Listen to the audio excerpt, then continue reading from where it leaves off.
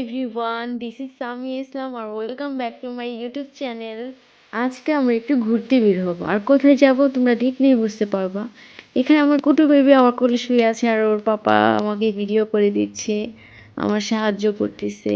আমরা কোথায় গেলাম তোমরা কিন্তু কমেন্টে বলে যাবা। আমরা কথা বলতে বলতে কখন যে চলে আসলো আমার নিজেরাই ভাবতে পারিনি। আমরা ফার্স্টে এসে পড়লাম বানর দেখতে, আমার মেয়ে বায়না ধরেছে সে বানর দেখবে, তাই বানর দেখতে আসলাম। বানরগুলা এত কিউট দেখতে, আমার মেয়ে কিন্তু অনেক এনজয় করছে। আর বানরগুলা দেখে আমার এত হাসি পাইছে, বানরগুলার সিনগুলা এত এত এত ফানি যা বলার মতো না। এইখানে প্রচুর পরিমাণে মানুষ, হাঁটা যাচ্ছিল না। আর এই যে আমার কুতু বেবিটা বললাম যে তুমি একটু হাঁটো, সে হাঁটতেছে। আর হ্যাঁ, এই ভিডিওতে যদি ভালো ভিউ হয় তাহলে কিন্তু আমি সামনে আরেকটা ব্লগ নিয়ে আসবো। আমাকে সবাই সাপোর্ট করবা প্লিজ।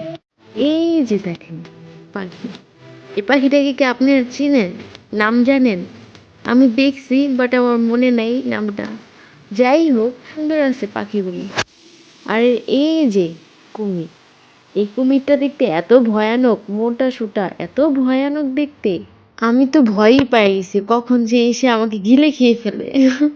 আর এই যে দেখেন হরিণ, হরিণগুলো এত কিউট দেখতে, অনেক সুন্দর, অনেকগুলো কিন্তু এখানে। আমার মেয়ে হরিণ দেখতে অনেক পছন্দ করে। এই যে দেখেন বাঘ, বাঘটা কিন্তু অনেক বড়, বিশাল বড়। বাঘকে দেখে আমার অনেক ভয় লাগছে।